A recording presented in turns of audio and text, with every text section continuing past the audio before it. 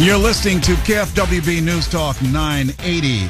My name is Les Brown. I'm Mrs. Mimi Brown's baby boy. We want to thank you so much for joining us today. We come your way Monday through Friday from 2 o'clock until 4 o'clock. I'm a motivational speaker and trainer and speech coach. And what I do is help you get out of your head and get into your greatness. And this program is designed deliberately to expand your thinking, to begin to create new possibilities on how you can begin to live your life, to encourage you and inspire you to pursue your dreams today by doing everything you know you need to do to take care of business, and that way you'll begin to take your life to a whole new level.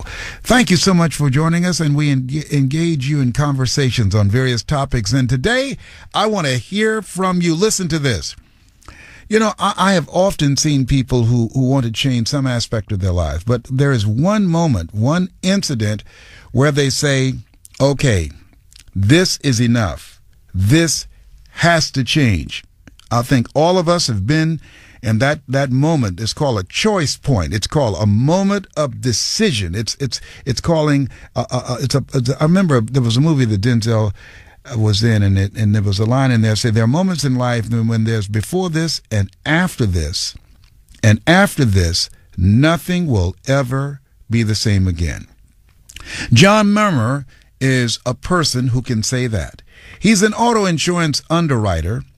And for years, he's had problems with his weight. Now, John would catch his breath after walking up a flight of stairs. He had trouble keeping up with his kids while they were playing. John was 39 years old and weighed 300 pounds. The moment that made him finally to decide to lose weight after promising to do it for countless of times and trying and failing, but the moment that he decided to lose weight and keep his commitment to his commitment took place at an amusement park.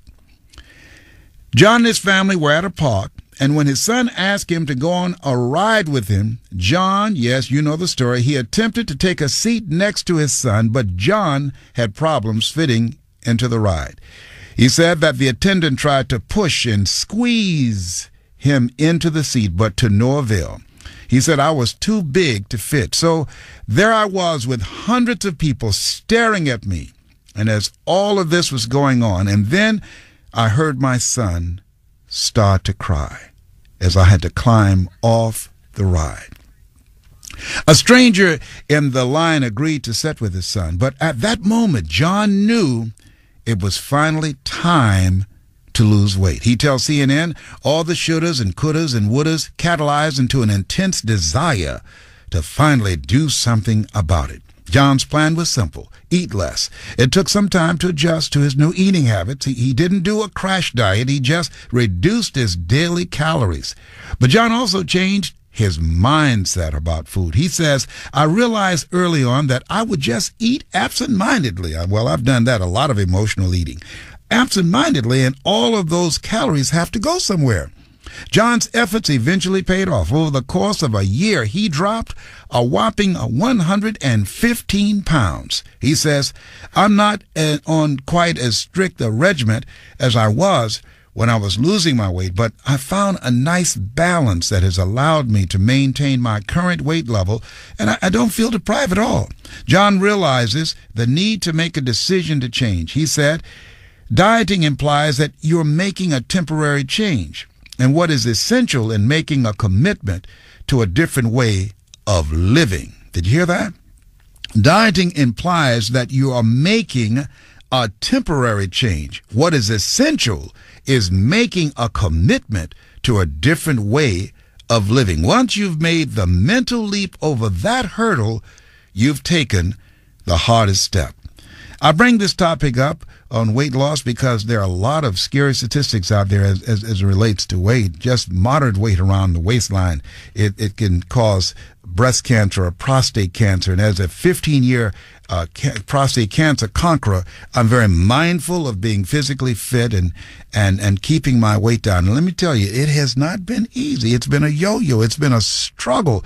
I remember not having enough discipline. I remember I was on this diet, and my daughter, she's in the studio with me, and I decided that I was going to become a vegetarian. I was going to be very restrictive in terms of my eating habits. And I thought she would sleep around 2 o'clock in the morning. I got up to sneak into the refrigerator, and she woke up and she turned on the lights and said, "Dad, what are you doing?" I said, "I'm just getting one little chicken wing." I'm not going to eat the whole thing. "Dad, go to sleep." Okay. But I saw a skinny man get hit by a truck.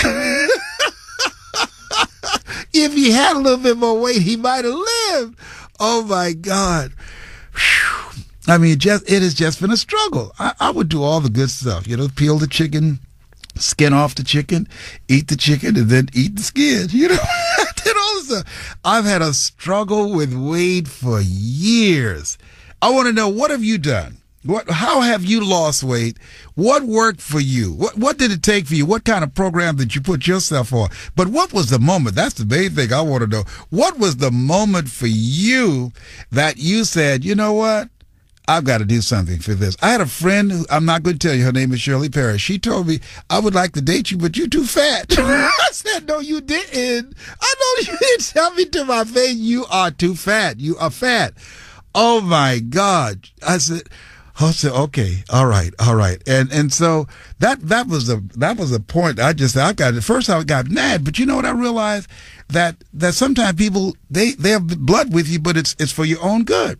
And so this is what happened. She just told me some stuff that other people were whispering, but she had the courage to tell me to my face. It hurt my little feelings, but I got angry and decided to pour that anger into exercise, pour that anger into discipline, pour that anger and developing a regimen and some habits to take better care of myself. And particularly now, they said after 35, the body begins to deteriorate, begins to decline. And so therefore, you've got to have a goal and a plan of action. What is your plan for being here? I want to know it. I want you to call me. What was that choice point for you? That moment for you, like John Memmer. What was that moment for you that you said, "I've got to do something"? The number to call is 888-539-2980. Call me right now. Write this down. 888-539-2980. Yes, my name is Mrs. Mamie Brown's baby boy, Les Brown, and I want you to tell me, what was that moment for you that you decided, you know what? I've got to take care of this. This is a done deal. This is a wrap. The number to call is 888-539-2980. You're listening to KFWB.